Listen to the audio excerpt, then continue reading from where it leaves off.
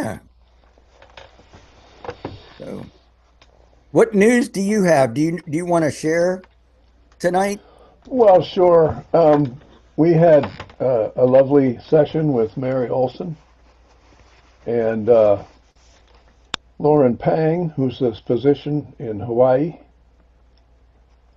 And we talked about Hawaii's struggles with the Army, which the DoD wants to buy three big training areas that are thoroughly contaminated with radioactive stuff.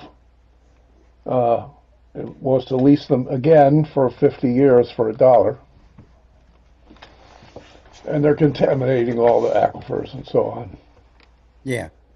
So there's a struggle going on there, and we got in touch with the Hawaiians after quite a struggle to do it. Ann Wright helped us quite a bit, and we've got a relationship now where we've rolled out the mass spectrometry lab that's on a trailer, and we can't send it to Hawaii, so they're sending us some soil samples and so on. And Mike Ketterer is going to test them and give them a report. So that'll be one of the early productions of the what is known as the Arthur Radcliffe Mobile Mass Spectrometry Lab, Nice. after our late friend Arthur passed away last month. Oh, did he? Good gracious. Yeah, and but right up to the end, he was a player. Yeah. He's just he never stopped. Well, that's And so yeah, that's kind of exciting. And we also have new findings from Chris Busby and Paul Mobley. Mobley works as an independent citizen scientist with with Vinacali in Portsmouth. Um, for years now, they've been doing tests and assessing all the contamination that's all over Portsmouth, Ohio. hmm And so the new findings, they've really gotten down into the impact of radiation on the body and what's called the risk model. And the risk model is how you go to the VA. We have a man named Nate Teach who was in Iraq for he was 27 years in the service, and he was picking up these little heavy metal souvenirs. They were actually cleaning up the depleted uranium, so-called, that had been fired into all the buildings and so forth, where they were then about to bivouac. So they cleaned up by just loading these things in their rucksacks, and they took a whole bunch of them home as souvenirs. And the effects of this are devastating to vets' families. And good Nate gracious. himself has a long documented medical history which shows that the VA, as soon as he turned up real evidence of the direct effect, the direct cause of cancer and so on from his exposure, they immediately ceased to talk to him. And this is a violation. He went through all the procedures and all the tests and all the proper channels, and they are shutting him out, basically, waiting for him to die. And it's based on this risk model where they can say, well, the radiation that you were exposed to isn't sufficient to cause those cancers, so it couldn't have happened. We can prove that actually it's more than sufficient, and it is the cause, and it's causing birth anomalies, it's causing cancers and heart diseases and all kinds of terrible things. And it's causing an epidemic of cancer. Combined with the tests, the nuclear tests, all those years in the 60s, I tested the ash in my wood stove in the kitchen, which we cook on, and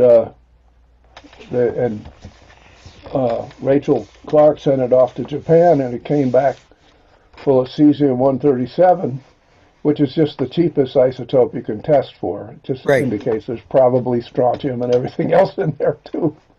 Well, there you are. Yep. There's Greg Corning. He showed up. He came. Hello, Greg, and hello, Rachel. I I I tested my fireplace ash too, and I thought it was going to be high because it actually came from a national forest, right, by Los Alamos National Laboratory, but it came back pretty benign. So I think it's probably there's a prevailing westerly wind, and this national forest is to the west of Los Alamos at a higher altitude. That's my guess. Lucky duck. Yeah. Well, the distribution, as Rachel can probably tell you, is not even, but it is kind of universal. The, the last year's record results were unexpected. Rachel, get closer to your mic. Last year's results were unexpectedly lower than previous time. I don't know why, but different person measured it, and yeah. Am I the only one who could barely hear Rachel? You're a No, little, she's a little quiet. maybe you, there Can might be you turn your mic up? an audio setting. Um,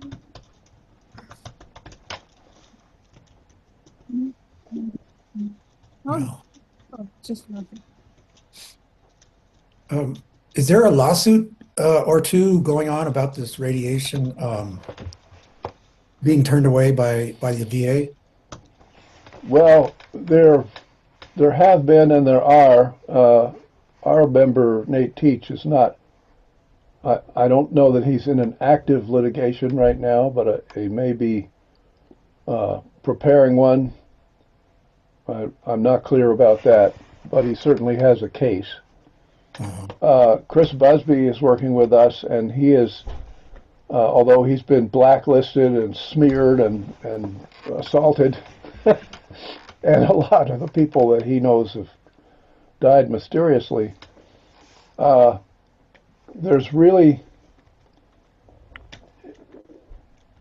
he has participated in a lot of cases, among which are cases of sailors from ships at Fukushima who were denied, treatment on the basis of the bad risk model. And he's come back and said, actually, if you do the epidemiology and you test the right cohorts of people, you find out that the sailors on the ships are tenfold as badly impacted. They have 10 times the cancer, 9 times the cancer of the others. Because the wind was blowing toward the ship from the inland, so that was very unfortunate for sailors, but very fortunate for people in Fukushima.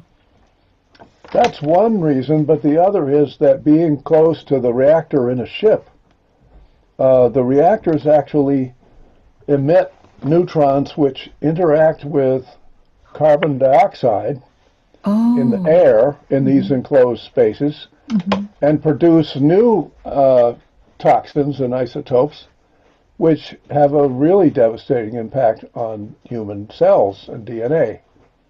And submariners are particularly impacted because, of course, they're shut in with the stuff. Well, another reason I heard was, on the ship, they get the water supply from the ocean water. They desalinate and drink it. Maybe that was already contaminated with a huge, high level of radiation. So when in the, how do you say, filtration system, maybe they didn't eliminate radiation from the ocean water. That's a possibility. The radiation from the small reactors in the ships is testable. It's much more difficult to discover the contamination of the seawater that they're drinking and make that connection. Hi, Damasio. All right, Peter, do you know Tricia Pritikin? No. Okay, I'll try to send you her contact info. She wrote a really thick book. She is a lawyer, and she wrote about the long, long, long, long, long litigation for the Hanford Wow. victims, of Wow. which she is one. Her family lived at Hanford. Her father was a safety engineer there. And he kept saying, no, we did everything safely. And it turns out when he went home from work, they started doing shit like deliberately releasing radioactive steam. So she's a good one to talk to about procedures for maybe if some of the victims want to, go legal with it. Wow. Good. Excuse me before we officially get started. Is it necessary for this to be recorded by AI, which I really don't like? I'm I know recording it's it. easier, but Well, Is the, Alan, I'm recording it, so that's Yeah, that's not AI. That's just a straight recording, right? that's just me.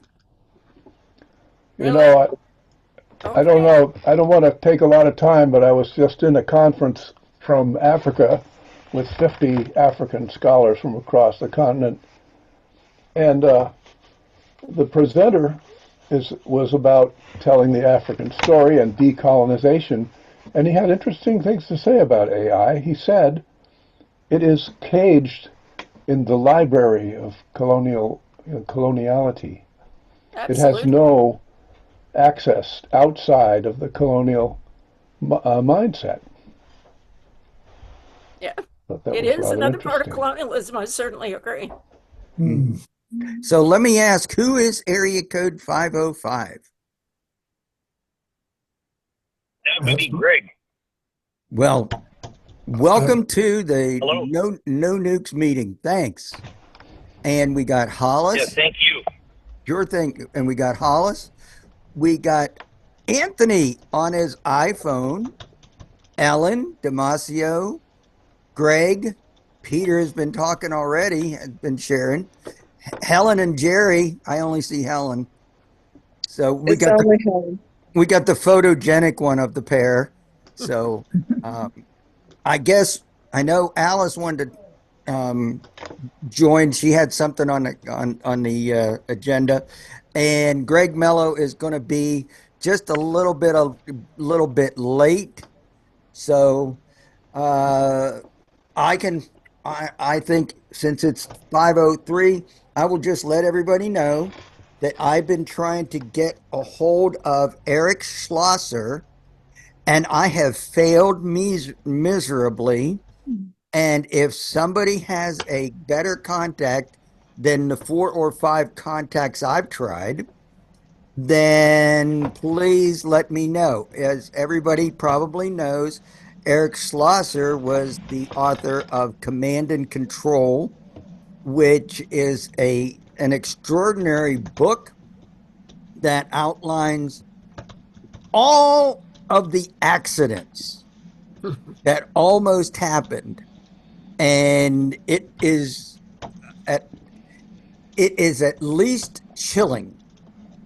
And then, it's at least chilling, and then it also makes us realize we're just dumb lucky that we're still here. So if anybody has a good contact for Eric Schlosser that might actually get through, put it in the chat or write me an email once you get a copy of this recording. So that's all I had. I know Rachel wanted to talk about something. What did you want to update us on, Rachel? While we wait, About Greg. nuclear related things? You bet. Did I write anything? I'm sorry. The things are going crazy around here. I just don't remember. Okay. I Well, I, you I just had said you an wanted to talk about something, and I know you outlined it there, but I thought, oh my okay, God. So I'm sorry. I'm sorry. I went through traffic accident in late January and we're still working on it and the things are crazy. I'm sorry. okay. Well, then let's go around the loop and let's see. Ellen, go ahead. What's going on nuclear wise in Maryland? Well, Maryland is relatively nuclear free. We only have one nuclear power plant and no particular connection to nuclear weapons. But some of you know that I got my start as an activist over 40 years ago now, challenging the Pantex nuclear weapons plant outside Amarillo, Texas, which is the final assembly point for every warhead in the U.S. arsenal. So I started my activism challenging nuclear weapons, lived at a place called the Peace Forum right across the highway from Pantex for several years. So I do a lot of things, but that is certainly still one of them. I'm still very involved with the Alliance for Nuclear Accountability. I was one of the founding members of NA back when it was called the Military Production Network. And so I was wonderfully able to go to the fall meeting in Las Vegas and go up to the test site again where I hadn't been in ages. And, you know, the struggle continues. And it's interesting that I was having to absorb the existential crisis of all the damned accidents and stupidities that are, it's a miracle we're still here, as you said. But now we have another one, that being climate catastrophe. We're either going to fry ourselves slowly or immediately if we don't get a clue. So here we go. Very good. Alice has shown up. Alice wanted to talk. And so Alice, while we're waiting for Greg Mello to show up, you've got the floor. Well, you want I'm me here, to, actually. I Oh, you're wanted, there? You're there, Greg? Yes, I just decided to come in by phone while we were driving. And so we have nominally arrived, and I'm just going to sit in the car and be in the meeting because getting all set up with the computer would take too long. Right. Well, Alice, can we put you on hold so that Greg could give? oh, of course, I'm so delighted that Greg is here. So, Greg, go ahead. You've got an update for us. Well, it's just wonderful to hear Alice's voice, and not, I don't know everybody, but I am, I am 5 miles from the Pantex plant right now. And so anyway, it's all very, very close to us, all of it.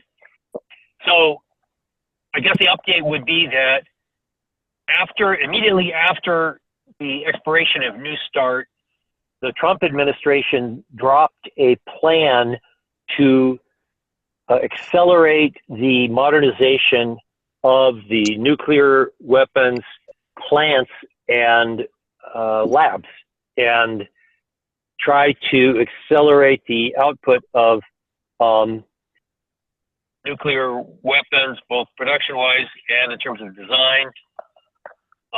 They are trying to put the contractors on a very short leash, working on 3-month execution periods, which will be evaluated one at a time, and at every 3 months they'll have to make new plans and then report at the end of the 3 months.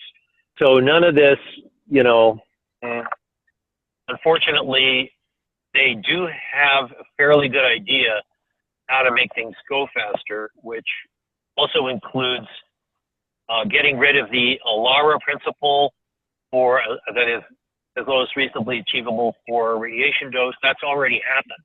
And what the hell is Yeah. reasonable anyway? Yes.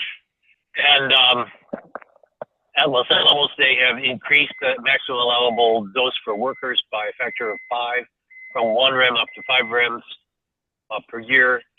I have yet to figure out whether they have increased the maximum permissible dose to the public in accidents, but they have done so for experimental nuclear reactors on DOE sites from 25 millirem maximum to 100. That's been done. This all seems to be in a state of rapid flux.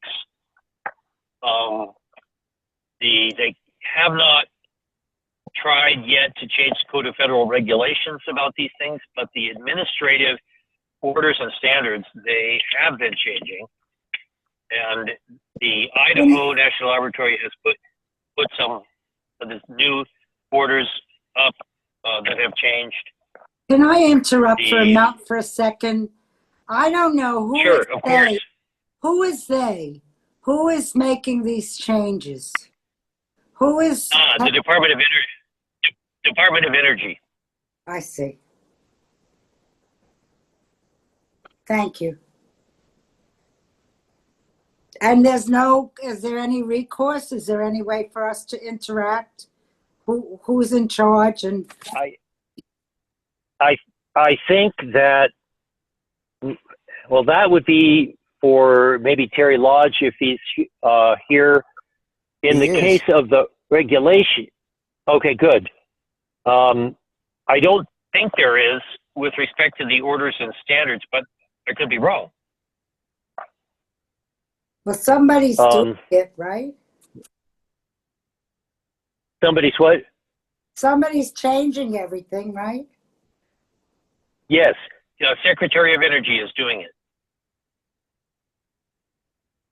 So, And Greg, do you want Terry to weigh in? Because Terry's here. He's on mute right now, but well, let me see. Let me just run down a couple of more things, Yeah, and go then for Terry it. could, if you, yeah.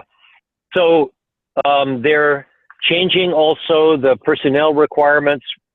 Remember Dr. Strangelove, there was a human reliability program. They're decreasing the number of people who have to be part of that. At Los Alamos, they're getting rid of requirements, human reliability requirements for 2,000 employees. They are changing construction standards wherever they can. At Los Alamos, they are at least doubling the pit production requirements later this decade at Los Alamos, although it remains to be seen whether they can really do very much, but they're certainly going to try. They already have, there are 2 more warheads under consideration for approval before the Nuclear Weapons Council, and Livermore and Los Alamos have, quote, several new warhead concepts, which are in so-called phase 1 development, not all of which even have a missile to put them on yet. So they have the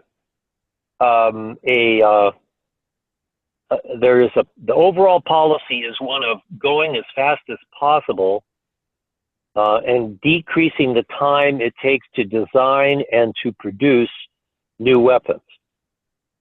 Let's see, there's also, in the last year's reconciliation bill, there was a section that required unsealing 4 missile tubes per submarine that were previously sealed under New START, and it allocated $62 million to do this, but only after March 1st, 2026.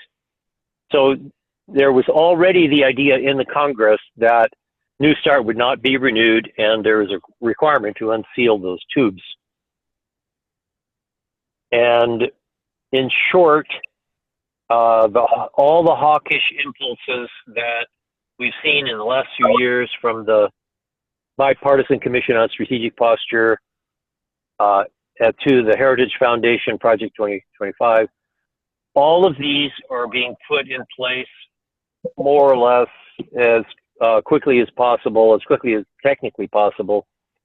Weaknesses to their plan include a lack of skilled workers.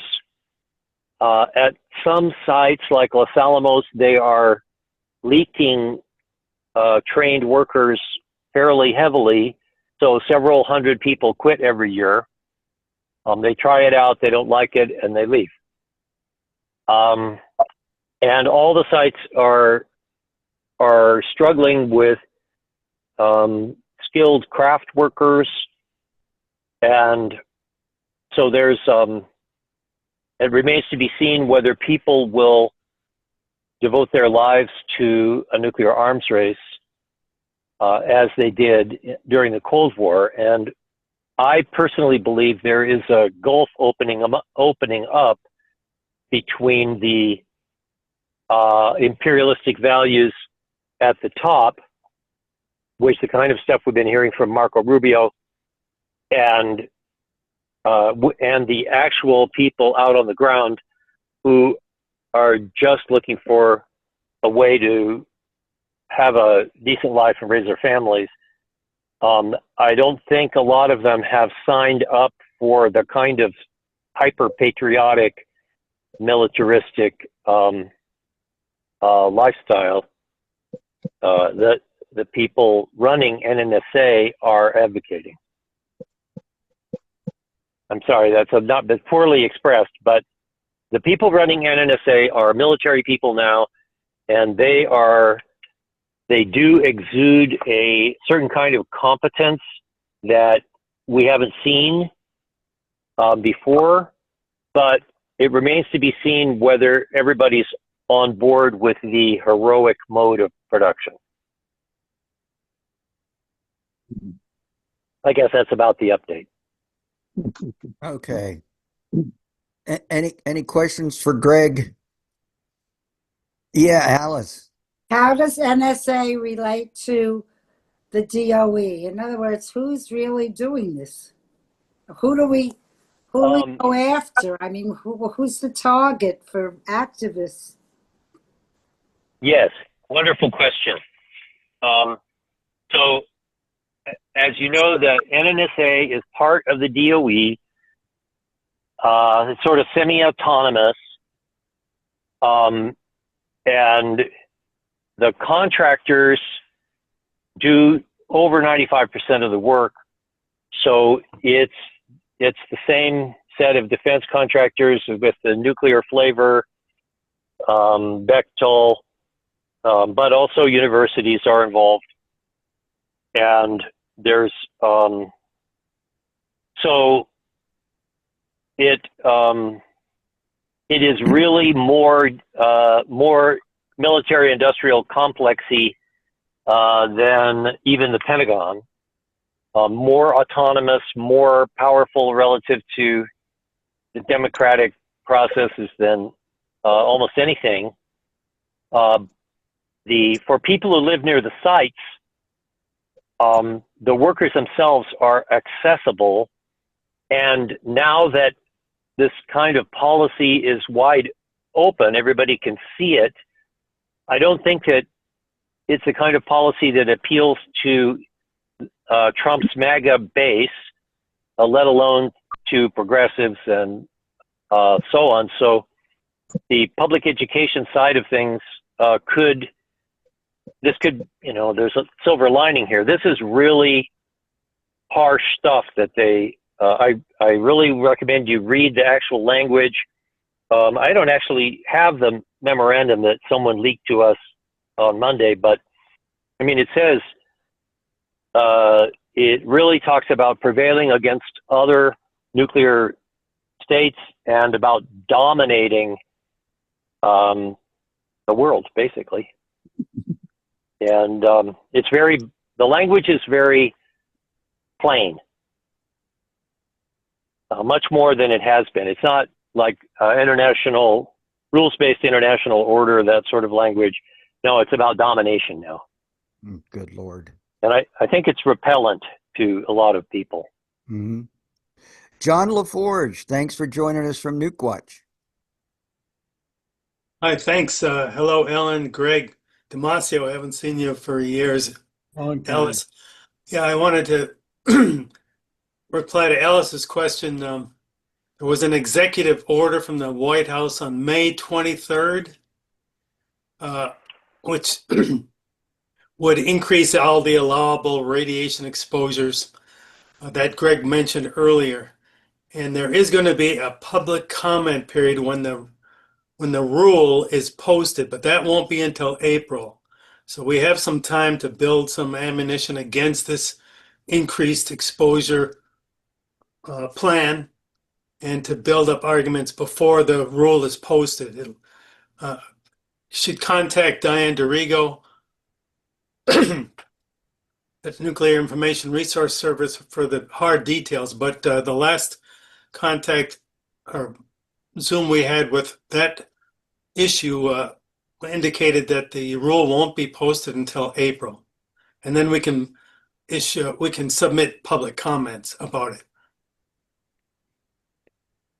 Okay, thanks.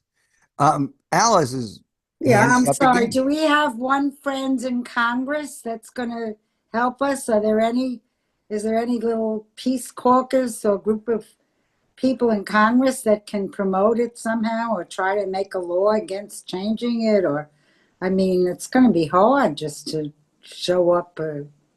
We have to have some the power is in the government, right? I mean, it's the executive branch that's doing it to us, and we got to get the legislative branch or the courts to stop him. So, do we have a proposal or a plan? Have we thought about it? Like, is there anybody in Congress that's as disgusted by this as we are that'll take it on? Maybe, you know. I don't know. I'm just asking. Okay. And Greg, John, Well, any answer to Alice? I have not much of an answer, but the narrative that the nuclear establishment has been pushing in New Mexico is that we like the money and the jobs, but it has to be safe. So that's been the narrative, and I think that even the many people will be susceptible to the safety argument. Okay, And we have Ed I- Markey in the Senate and Ilhan Omar in the House that at least Ed Markey would be open to fighting this executive order or the new rule. But of course, they're in a minority. yep. All right. Any other questions for Greg? And I'll ask Terry to weigh in as far as the legal issue that was brought up earlier. Okay, I have a couple questions before I start, though. Okay, And Terry. basically, are you saying, John, that it's a rule change? This is going to be a rulemaking? Yes, it is going to be a rulemaking change, which means it has to that be they're subject to public comment. that they're bumping to 60 or even 90 pits a year, and okay, or No, month. that No. won't be a rulemaking change. No, not the pit making process, but the exposure limits for workers and the general public exposure okay. to All right. radiation. You know, Oh, I wish it were going to be a rulemaking change. It might give us more time. The problem is that from what I understand from Greg, and incidentally, I had posted his press release from a few days ago for people to note because it has links within it and it lays things out pretty well. Um, Greg's already trying to attract a little bit of local press notification in the hope of kind of building it so that ultimately it gets AP'd or somewise it becomes more widespread. We're also talking about doing things like possibly trying to see if editorial staff of the New York Times might be interested in this because yeah, well, they're Good anti-Trump. luck.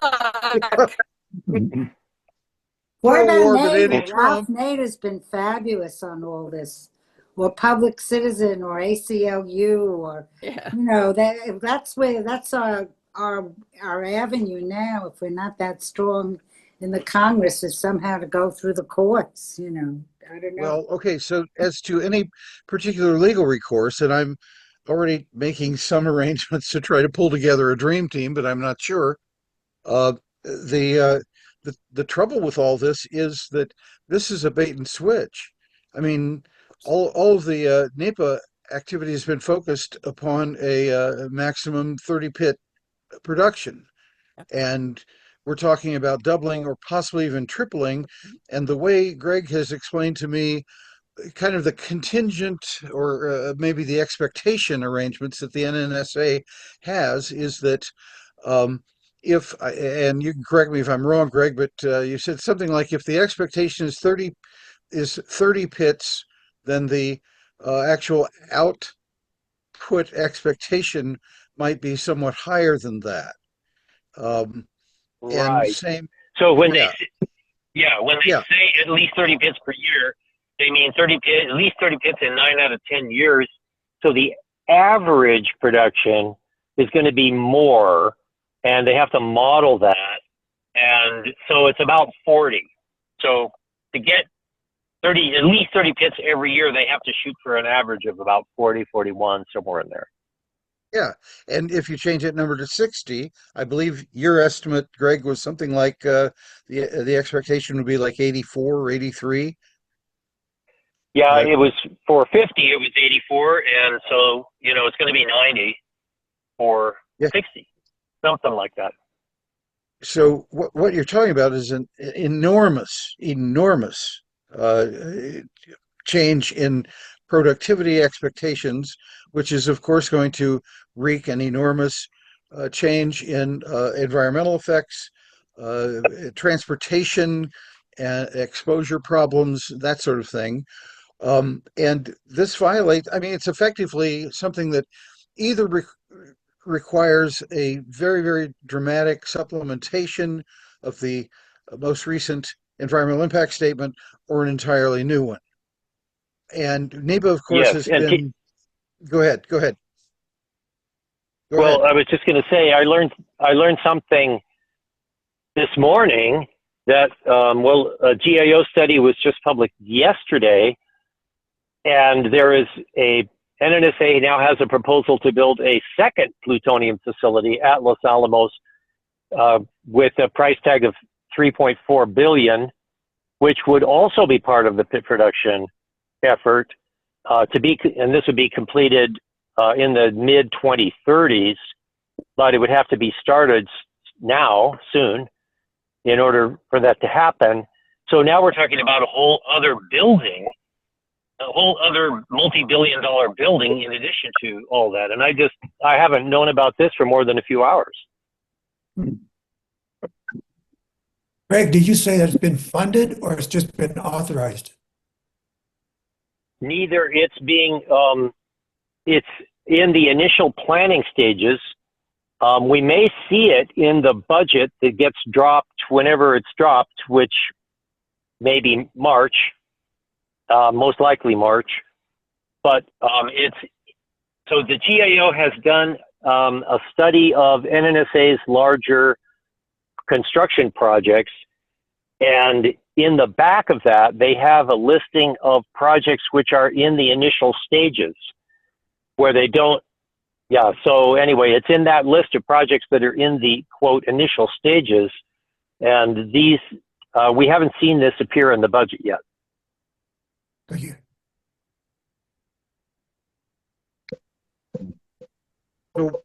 So what I'm talking about is a NEPA challenge, which would be accompanied with simultaneously with a request for basically a TRO, temporary restraining order, to halt the expanded production beyond that which was envisioned and scoped within the environmental impact statement. The thing is, I'm 76 and have health afflictions, and I'm trying to find a few other people that would join in a rough working group, but it's going to take more than lawsuits with this administration. I mean, we're talking about people who have absolutely, no capacity for adherence to court orders or laws and all of our petty pedestrian things. So that's why, and also it's going to take time to pull together a lawsuit and move on things, which is why I'm thinking that we need to structure as widespread a public education media type of effort as possible. And I think Greg has kind of help create the epicenter facts.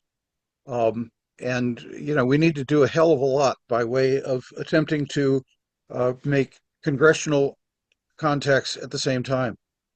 There may be a few other people, Rashida Tlaib, AOC, maybe. I think if especially Democrats and even a few Republicans are confronted with the fact that this is a massive buildup, which of course is going to cost, the price tag will be beyond reckoning. And certainly nothing ever comes in at the projected estimated price. I mean, there are several ways to light this up, but we're going to have to work at it. There's so much, and who the hell? We may get a big boost, sadly, this weekend with there's enormously more nuclear tension building, certainly from the Russo-Ukraine war, as well as, of course, this massive bullshit with Iran. Right. So I'm going to work on trying to, find some lawyers that are willing to light their trough. And Greg has a line on one or two possible legal clinics in New Mexico. I'm in the process of contacting Andy Reid. If those of you who know him, he is a Native American prof at the University of Denver who's done a lot of work on behalf of indigenous tribes in trying to resist uranium mining, as well as a lot of other things. Well, why do we need all these pits? Don't we have enough pits already? Yeah, Enough we have what? plenty. More than, Yeah. We don't need them. But they want them, they don't, to use the word they used in January at a conference that we attended, it signals resolve. They want to signal resolve. And they also want to have new pits for new weapons, for hard and deeply buried targets, and for novel next generation reentry vehicles. They said those two things. And so they just don't feel like they're a real nuclear weapon state if they don't have a pit factory. And they want it right now. Good And Lord. guess there's what other nuclear catastrophe has just opened up? Pakistan and Afghanistan are at war. And Pakistan has nukes too. Yep. Right. Thankfully, Afghanistan doesn't. As far as Yes, but okay. Any more questions how about this? Any more questions for Greg, Terry, or John? And we'll move on with the rest I've of it. got a question for any one of you. This movement to get double the pit production and everything, does this mean that cleanup of legacy waste is just going to be totally dropped? yes. It largely has been, No, anyway, but yes. No, it won't be totally dropped, but they're in places where it conflicts with the nuclear weapons mission. It might get delayed, but there's such a big constituency for cleanup. In a way, cleanup has become part of the social contract of nuclear weapons. So, for many mainstream Democrats, let's say Patty Murray, who's powerful, of course, and many others in New Mexico, Ben Ray Lujan, they are not, they can put up with nuclear weapons. Well, they want nuclear weapons, some of them, but as long as the cleanup money flows well, they don't care. And It doesn't whatever flow brings well, money- Greg. It's been neglected forever. I know, but yeah. So Okay. in Los Alamos, there's a conflict in Los Alamos for sure, and so. Well, thanks, Greg. Thanks for the Well, thank you guys. It's a teachable moment. It's really a teachable moment. We'll hear more about it from the administration, I'm sure. And there's going to be more articles. There'll be, I believe, there'll be another big article over the weekend, I think. And so anyway, we can use all these things, and we hope that people, my colleague Dinah would be mad if I didn't ask people who haven't already signed the call for sanity, not nuclear production, but I think everybody on this call has already done that. But it's harder than it ever used to be because people have so many things to be concerned about now.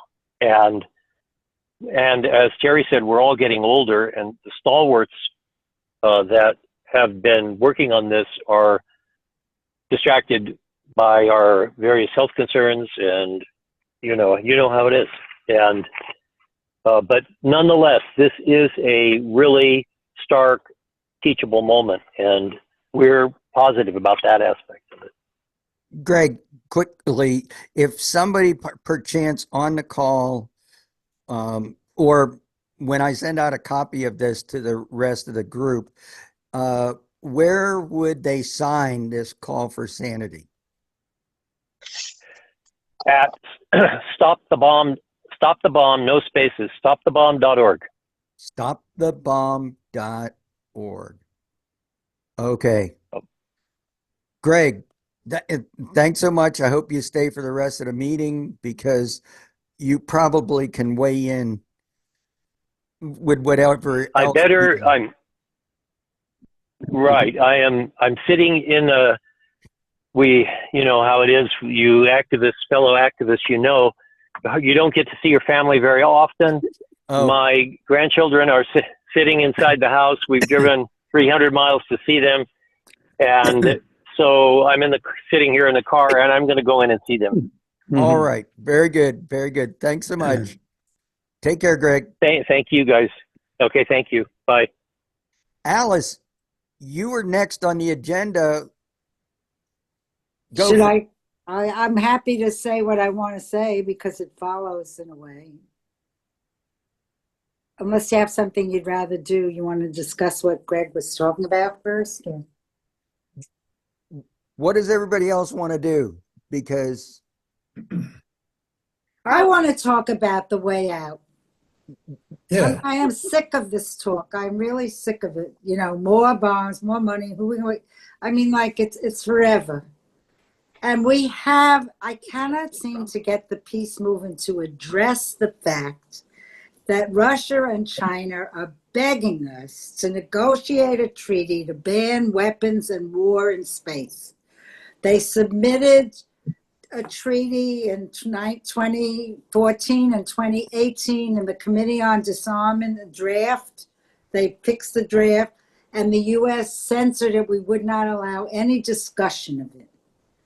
Gorbachev said to Reagan when the wall came down, let's get rid of all our nuclear weapons. Reagan said, great idea. Gorbachev said, but don't do Star Wars. Reagan said, I can't give up Star Wars. So that was the end of that. And it's over and over and over again. And they just gave a joint proposal, China and Russia, on the 80th anniversary of the end of World War II. They issued a statement, and I'll put the link up. I think everybody should read what Russia and China are saying, that we have to have cooperation and that we can't work with each other if we're going to have weapons and war in space. And here you got stupid Trump with his golden dome, $1 trillion, and no, we're going to spend all that money, and we don't even know that we can talk to Russia and China. And when I tell people, some people say, well, you can't trust Russia and China. You don't have to trust them. They're saying we want to negotiate a treaty. So go sit down and talk with them and see if it's possible to do that. And I don't know why we're not screaming for it, because that's what they need in order to give up their nuclear weapons. They are not going to give up their nuclear weapons if we're going to dominate and control space. They've said it over and over and over again. And there's just no excuse why we're not talking that up. I mean, I keep writing about it, talking. I'm like a broken record. I mean, I was on the ICANN conference, ICANN, we got the treaty. Nobody talks about Russia and China. They're not looking at what they're saying. And after all, we went from 70,000 nukes on the planet down to like 14,000, and 13,000 are in the US and Russia. The other 7 countries have 1,000 between them. It's nuts not to talk about what they're asking for in order to make further. And we shouldn't be talking about steps back from the brink, no first use. Bullshit steps. We got to talk about abolition. I even read there's a new scholarly word called anti-preneurialism instead of entrepreneurialism.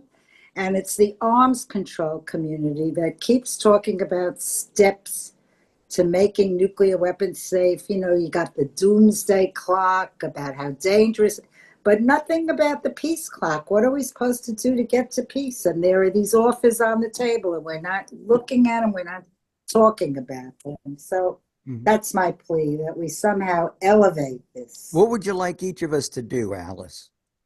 To, let's say we get a letter out to our members of Congress. Why aren't we talking to Russia and China about this? The ones that are more sympathetic to us.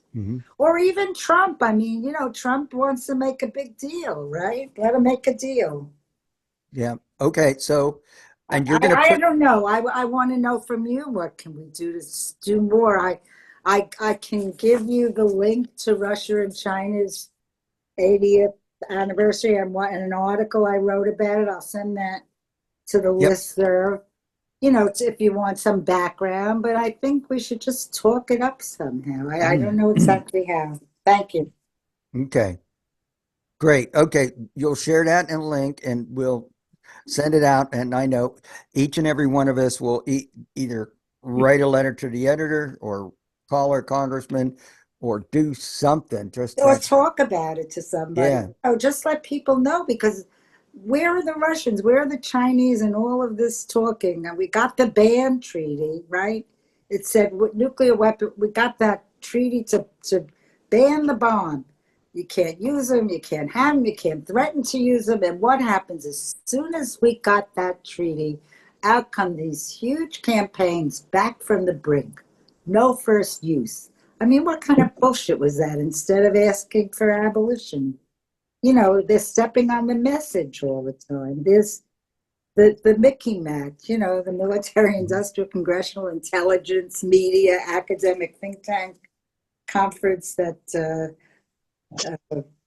Ray McGovern says it's not just the military industrial complex, we're all being brainwashed. So I'll write to you again and note what I think we can do. And I appreciate any help, and that we take it on. We take it on. We keep insisting whenever everybody's talking about, well, what are Russia and China asking for? Why aren't we at least sitting down to talk to them about it? Why not? That's where the nukes are, right? That's the reason we have them, supposedly. And maybe Putin or Xi Jinping are in the Epstein files, and that might move this along a little bit. Well, let's do a kind of a round table. Jackie has her hand up. Who's got her hand up? Oh, sorry, Jackie. Thank you, Jim. So what I wanted to do, because you asked, is do a go around and for people to report what's going on where they live. And I can start with that and talk about what's going on in the San Francisco Bay Area, because I have been active. This is my first meeting with this committee, with this working group. So I'm happy to be here, and I have a few things to report on. I'll name them: Back from the Brink and the California Back from the Brink, and what we're doing here locally in the Bay. And then Tri-Valley Cares. And also, like Ellen, I attended the Alliance for Nuclear Accountability Conference in Las Vegas. So I have that to report on. And then the last thing is this lawsuit that was filed against the Navy for their continued obstructing the cleanup of the Superfund at the San Francisco Bayview Hunters Point shipyard. These ships in the 1950s were returning from testing in the South Pacific and were contaminated, and workers were exposed to the contamination as well as to the environment. And so the hearing was just yesterday, and there's going to be continuing arguments, and this was filed by the local, it's called Green Action, the local environmental organization. So, well, I could talk about, back from the brink, although, Alice, It's fine. I heard what you said about back from the brink, but I just did want to say a word about it because I'm like a step person. But I heard what you said, and I appreciate that. So this local San Francisco back from the brink, which is part of the national campaign, and you all know what that it's a grassroots campaign here also, and we're trying to, like all these organizations, prevent nuclear war. So the most recent development is this sign-on letter. And to your point, Alice, this sign-on letter is getting a lot of traction in the not only in the local municipalities, but in the Congress among the mayors. We approached the Conference on Mayors and got some buy-in from many mayors. And so this letter writing, letter sign-on campaign has been really successful. And right now we're circulating 2 resolutions in Congress. And these of course are just resolutions, but they are getting some support. So also I might just close by saying that we're working with Physicians for Social Responsibility, the local chapter, the San Francisco chapter, and especially with Dr. Robert Gould, who's steering the organization. So there's both, House resolutions and Senate resolutions, and it's. What are they asking for? What is the resolution asking? Well, I could actually read the resolution, but I think that it's not unlike where you all live. Any local resolution by your city, your town passed, because there are so many of these resolutions. Right. That have been passed. There are dozens. I mean, in San Francisco, this resolution, and it's only a resolution, in the end. Mm-hmm. But you just look up, what your local town resolution is. That's the format, really. It's condemnation and encouragement to get rid of nuclear weapons? Push through any laws that would be stop the bombs from coming. I'm sorry, Alice. No, I just my point, and I appreciate that you're doing this, and it's important, is that it has to ask for abolition. Yeah, it does. I mean, I'd be very happy no matter what it is, but it can't just ask for a step like don't make the pits or don't, or clean it up. That's good to ask for, but you have to have that final ask, to eliminate all the nuclear weapons, and I don't see us doing enough of them. That's my point. Okay. Anyway, but I'm glad of what you're doing. I mean, it's that good. Yeah. And then I just wanted to say a word about what Tri-Valley Cares is doing. And maybe Helen, wants to add to this. But, when you talk about the pits, who would be doing those pits is the Livermore lab here in Livermore, California. So they're definitely affected, and at the same time that they're being asked, to create, more pits, is that these Trump executive orders that have made it really hard to actually engage the public in these public comments and public hearings, where they could weigh in on this, enhancement of plutonium. So this is very major, that Trump's executive order is, gutting environmental laws, which is, what we see all over. And so Tri-Valley is on it. And then lastly, because I want to hear from other people, and sorry to take so much airtime. And Helen's got her hand up, so she's ready. Okay, is the Alliance for Nuclear Accountability. It's has a fall meeting and then a convergence in DC in the spring where they go door to door. And the Alliance's fall meeting in Las Vegas was particularly important because we revisited the issue of testing, which Trump had announced just weeks before the actual meeting that we had. And so we are trying to get assurances that there isn't going to be renewed testing from the Nevada legislators. So that was one area of concentration. And I'll just close with this, that because it is such a powerful organization that convenes these annual meetings or biannual meetings of people all over, grassroots campaigns from organizations all over the country coming together and reporting on what actions they're taking in their respective jurisdictions. So I would like this body, Veterans for Peace, to actually consider membership in the Alliance. So I'll just close with that. Thank you for Right. this.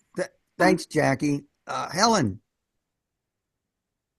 So, Jackie, I would like to respond that we received your suggestion that we, as Veterans for Peace or as the working group, join ANA, and think that we should take that forward.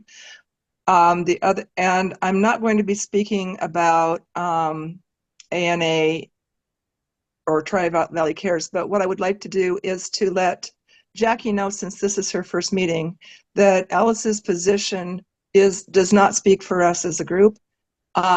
We do support Back from the Brink and all kinds of other initiatives. Anything having to do with nuclear, anything is open to what it is that we will talk about, including nuclear energy and cleanup, radiation exposure. It's all fair game for us to discuss, bring in speakers and things like that. And so I just wanted to push back in case you didn't know that we have a mission statement that's much more inclusive than just ban the bomb. Thank you for that, Helen. That's all I wanted to say. And let me say that I agree with Alice. I think Back from the Brink is pitiful. We have different opinions here, Jackie, as we do everywhere. And all these different opinions are good for another meeting. Let me say this. I don't mind any of these other things. But I do mind that we're not talking about the main thing, which is abolition. Yep. And I was a student in law school during the nuclear freeze when 1,000 people, 1 million people came to Central Park, and I met Helen Caldecott afterwards and became friendly with her. And they came, they said freeze, they went home, and it was over. I said, why did you say freeze? Why didn't you say abolish nuclear weapons? The message got tampered with right then. They were asking for a freeze. Great. So we didn't make any more for a while, but they didn't ask to get rid of them, you know? And this is my experience through life, that we're not asking for the whole thing. Not that we shouldn't do all the steps like back from the brink and no first use and all that, but we should have that in the context of we want to get rid of them. And if there are opportunities we're losing, where you get an offer from Russia and China that they'll talk about nuclear abolition, if we talk about space war abolition, then we should be promoting that as a step.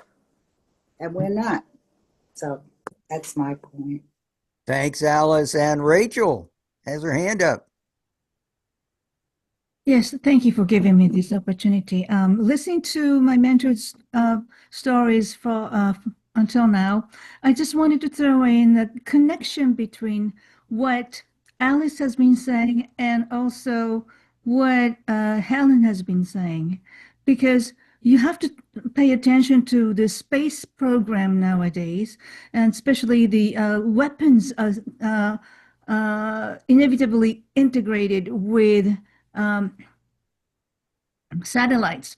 And our president's friends are all, IT big shots, and they want to launch so many satellites and surrounding the Earth, and they want to add some nuclear weapon capable things on our orbit against the space law, which was done at the United Nations in 1967 or 57.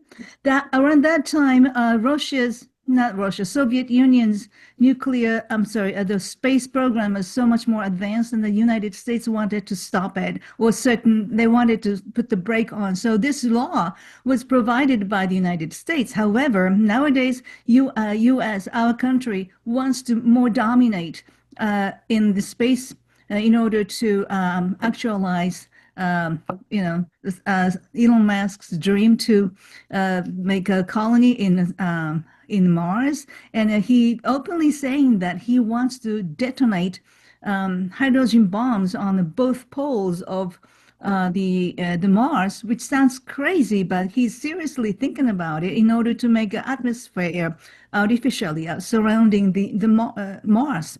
When you talk about this kind of a space program, I mean the satellite programs, it is, of course, openly talking about only the relation with the IT industry's never-ending progress. So they talk about such a dream world about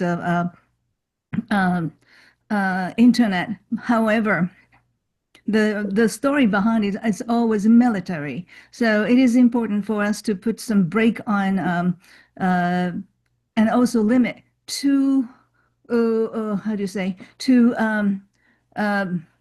to follow the space law, which is mainly three things. Nobody cannot own planets, and outer space is only for peaceful use.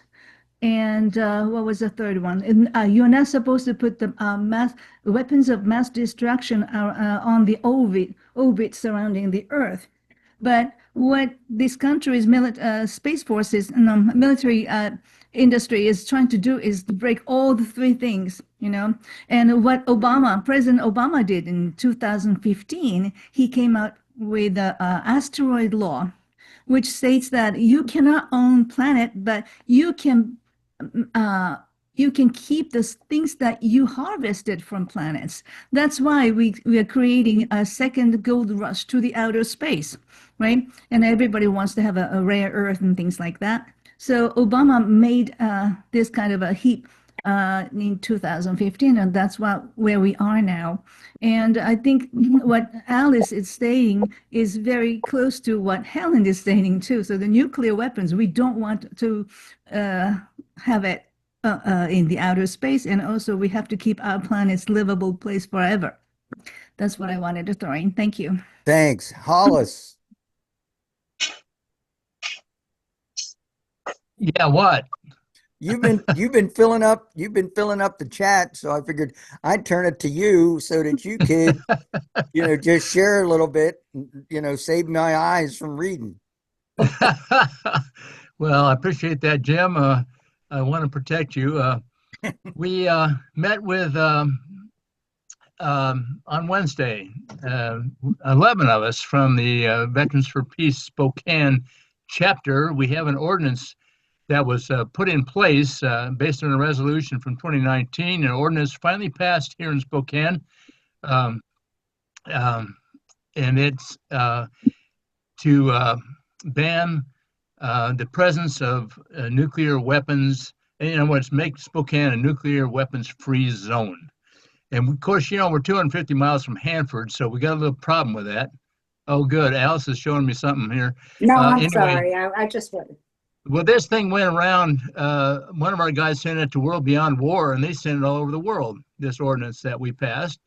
And so we met with the purchasing and contracts agent here in Spokane, and he explained to us once before, 2 years ago, that it's complex because we don't know how many of the contracts, thousands of contracts of the city are involved with these companies, and we don't know which companies we shouldn't be involved with. We said, well, we'll help you with that. ICANN's got a whole damn list of it worldwide. So anyway, we met with this guy, and he said, well, it's complicated because I got 8 people working for me and 1,000 other people in other departments that have to get on board with this. But we presented him with information that I hope Peter Barris will talk about. But we have the radiation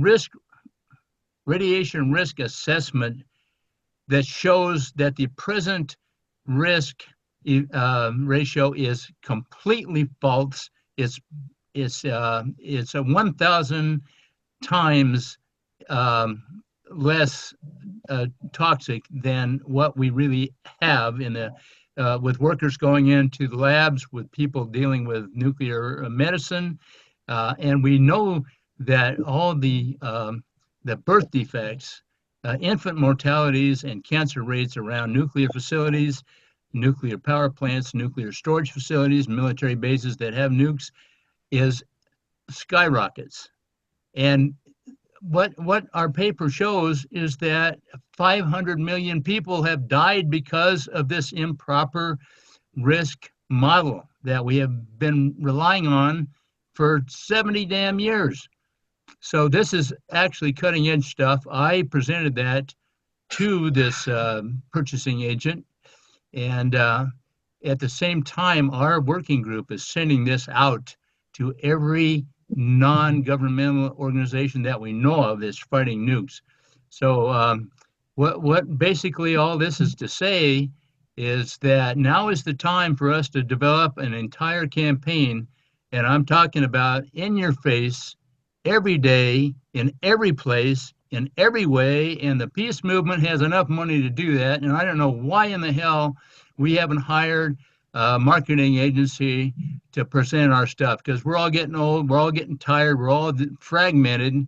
So why don't we unify a little bit about it and put up $1 million fund? If we were a corporation, we would have done it every day already.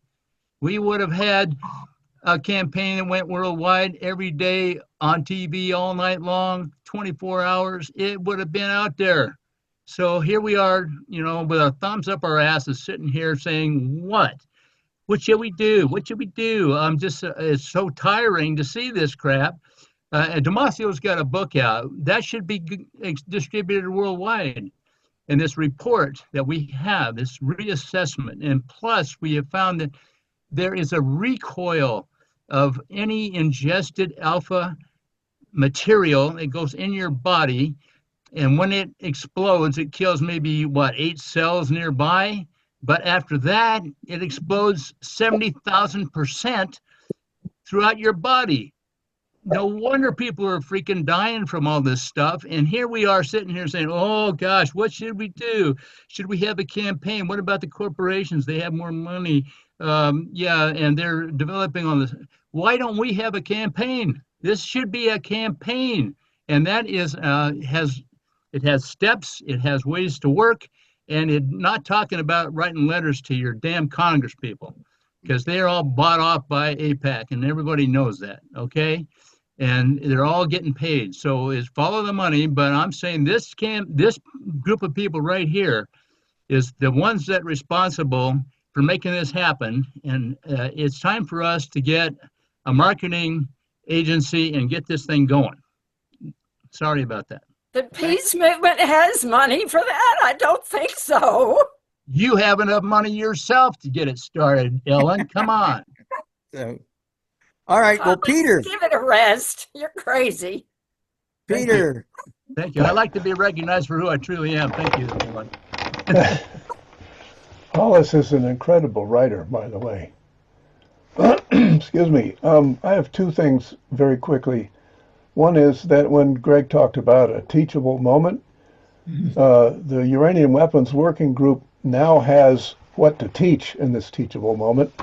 We have a paper and a cover letter going out now. We're starting with the anti-nuclear groups because they don't know any more than the rest of the world does about how deadly wrong the risk model is on which all policy is based and on which veterans are being denied the medical help with the excuse that the radiation they've been exposed to isn't sufficient to cause all their cancers and birth defects. We have proof. We have a lot of science behind it. It's incontestable. And this is a teaching moment. And we have what to teach in this moment. So we're acting on that now. We have rolled out the Arthur Radcliffe Mobile Community Mass Spectrometry Lab, which can test air, water, and soil for every kind of isotope and identify the sources from bomb testing to natural background radiation to leaks, right to the sources. And Mike Ketterer has offered to test, he's going to test samples from Hawaii now because last meeting we had a physician from Hawaii. We finally have connected with them. He's also offered to test Hunters Point. I don't know who has gotten that offer, but he emailed it to me. He can identify what, how much, and from where the radiation is moving. And he has ascertained that Acid Canyon, downhill from Lannel, is full of plutonium. It's a popular hiking spot. So you can go out with your lover and lie in the plutonium. So anyway, I'll stop ranting now. The other thing is I've just published a Substack which suggests that the brinksmanship about the wars and all that, next to the Epstein class brouhaha, is obscuring the fact that there is a huge police force that now covers the whole country and is building carceral warehouses far big enough to hold every immigrant and half the citizens of the United States, and they're not stopping. And if you think that it's just for illegal aliens, as Chris Hedges says, you're very naive. Nobody's paying attention to that because we all think we're going to go to war. And today we thought we were going to war. Oh, we're not. Oh, we are. Oh, my God. The heads are all exploding in the battleships and they have to go and get the plumbing fixed. The sailors are stuffing T-shirts down the toilets. You know, all that stuff is being carefully managed to rivet our attention, to terrorize us, while they put in place the carceral state like the world has never seen. And anybody that doesn't like it is going to end up in one of those warehouses. Yep. So we need to wake up. Okay, that's me. Could I speak to something we could do as VIP No Nukes because we've done it before? One second. That teachable moment thing, I want to propose that this group and the Uranium Weapon Working Group coordinate on this because you guys are ready. You know what I mean? We've got materials. You guys have connections. You have activists. We need to coordinate our two groups. Thank you. Ellen and Damasio. Several years ago, VIP Nukes published its own nuclear posture review when Biden was being dilatory getting his out. And I understand there's going to be an update of that, and I sure could use it. When, if, is that going to happen? Yes. When? I don't know. So, Well, there was a Damasio. discussion about it, and I already Yeah. submitted my part. So let's hope Jerry, when he's not too busy, I think we can come up with a renewed version of the NPR. Yep. I'm sorry. So I Interrupting. Rachel, I know you got your hand up, but I promised Damasio to say a few words, and then we'll go to you. We're almost at an hour and 15 minutes, so we got about 15 minutes to go, guys. So, Damasio, what's your update? Well, can you hear me? Perfect. Okay. I'm happy to say that I finally finished my book that I've been working on for literally 40 years. It's had a couple of different pre-publications, but the final one is coming up very, very soon. I'd say within 2 or 3 weeks, and I'm really excited about it. I've had a lot of good reviews on the pre-publications, and my wife Sally and I are just anxious to get this book out to the public. It's basically the battle I've had. It's called The Last Battle, the final one.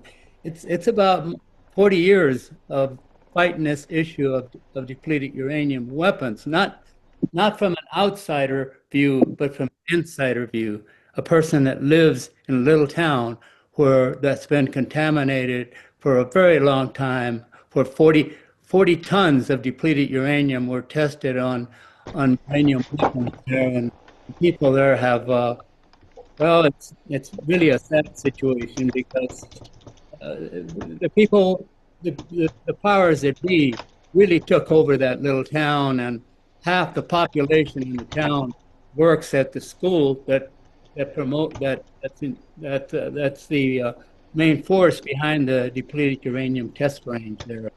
But got that all in a book, and it not just at the local level. I've had many trips to other countries, like about 30 different countries, and I speak about some of those experiences, like in Bosnia and Iraq, and places I went, and Japan, and dealt with this issue before the people in those areas.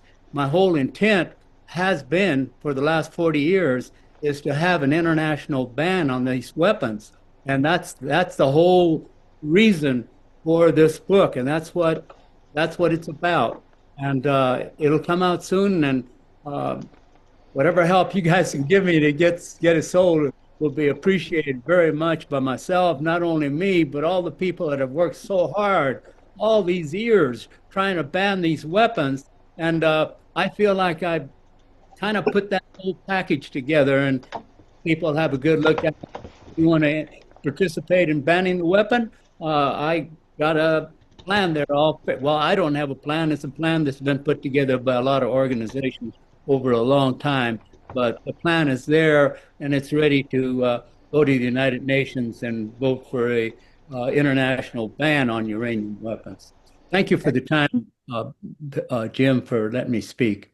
Oh, not a problem. Not a problem. We'll go Rachel and then Susan if she wants to say something.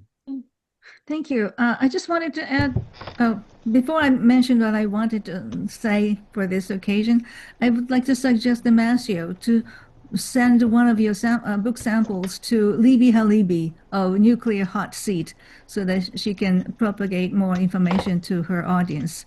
And what I wanted to tell you guys is this year, March 11th will be 15th anniversary after Fukushima Daiichi's nuclear disaster. And I belong to several different groups, but one of them is a Manhattan Project for a Nuclear-Free World. Since our team leader, Mary Inoue, is actually visiting Japan for this occasion, we don't prepare anything for this year. But please think about those people who are still heavily impacted by this accident. And for your information, not even 1 gram of debris has been taken out of the disastrous nuclear reactor. Also, this is what I heard from some people locally that Fukushima's new developing plan, and that means there's so much budget has been pouring to Fukushima as if nothing happened. It's been like a brand new big city, and it seems like the upcoming new plans are very much related to military thing. I don't know how military it is, but the monies are there. So many people are trying to grab some part of a pie slices. So that's what's going on. But Japan is not working on their nuclear issues seriously. There are a lot of people evacuated voluntarily without any governmental support. And there's so many youngsters went through thyroid removal surgery. And they also fighting their legal battle and under such a huge physical issues. So things are not going well. Anyway, I just wanted to share with you what's going on in Japan as long as this nuclear disaster goes. Thank you. Thanks, Rachel. Alice, we're going to go with Susan, and then you might just have the last word, Alice. So, Susan? I don't have a whole lot to report because I come to these meetings and then I report back locally and I get nobody interested in doing anything. We actually have one VFP member who every single time says, the American people don't care, so we might as well just give up. That's the reaction I get. About the only thing that's happening here is that there's a Hiroshima and Nagasaki Day, and they have taken it to San Francisco State and gotten a little buy-in to start talking about it on that one day. And other than that, nothing's happening. The only bright spot is my 16-year-old grandson in rural North Carolina is on his school newspaper, and he writes about the resumption of nuclear testing. He says, students don't know about this. They need to know about this. So he's about my only bright spot. So that's it. But I like coming to the meetings and being informed myself. Well, bright spots are bright. So, Alice? That's a very bright spot. That is. That's an incredibly bright spot. Yeah, I mean, I was listening to Rachel with Fukushima. We had Indian Point, 25 miles from New York. They shut it down and they were going to dump all the tritiated water into our Hudson River. We had a state campaign that took off like wildfire. We got the state assembly and the Senate to pass a law that they couldn't dump it. We knocked on Hochul's door, who's into this new nuclear renaissance, but she finally signed it. And guess what? The dumpers, Holtec, got a ruling from a court that New York State had no right to legislate it. It was up to the Nuclear Regulatory Committee, and they gave them permission to dump the poison in the river. I mean, we are so screwed in so many directions. We literally had this grassroots campaign and got a state law passed by 2 houses and signed, and then the Regulatory Commission overruled us. We're also making a deal with Saudi Arabia. We're giving them nuclear power where they won't be subject to the IAEA inspections. That's a new Trump deal, which means that they have the keys to their own bomb factory and nobody's going to watch what they're doing. I mean, I don't know. Well, if Alice doesn't know, none of us know. I don't know. I just know we got to do more or something. I don't know what. Greg, you might have the last word. I worry about something that maybe it's ridiculous. You could tell me. I've read about the white Christian nationalist fundamentalist belief that once the Jews are back in Israel, Right. and once that happens, and then there's going to be an Armageddon, and Jesus will come back Right. to a smoking ruin, but he'll come back. And I worry about that there within the military, the Air Force, for example, in those silos, there are people like that who believe that, and so that Huckabee. even if somebody like Trump were to say, "Let's not do this. We're gonna disarm," that person would say, "Well, I want Jesus to come," and they're going to go ahead and push the button without orders. And there's nothing I can think of that we can do about this, but it just worries me. Well, all right.